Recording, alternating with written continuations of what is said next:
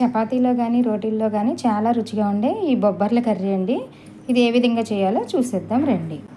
ఈ బొబ్బర్లని వాటర్లో వేసి ఒక నైట్ అంతా నానబెట్టుకోవాలండి. మార్నింగే వీటిని ఉడకపెట్టుకోవాలి. 3 విజిల్స్ వచ్చే వరకు కుక్కర్లో ఉడకపెట్టుకోవాలండి. కుక్కర్లో ఈ విధంగా ఉడకపెట్టేసి 3 విజిల్స్ వచ్చే వరకు ఉడకపెట్టి పక్కన పెట్టి వెలిగించుకొని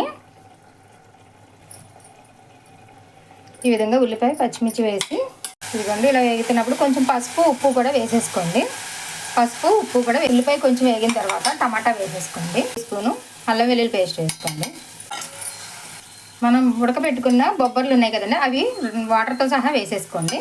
వేసేసి పచ్చిమిర్చి వేసాం కదా, కారం తక్కువ అవుతుంది. ఇదండి గరం మసాలా, పొడి కలుపుకుని వాటర్ పోసేసుకోండి. అండి అయిపోతుంది కదా. ఇప్పుడు దించుకునే ముందు కస్తూరి మెతి వేసుకోండి. వేసుకుని స్టవ్ బంద్ చేసేసుకోండి. Please subscribe.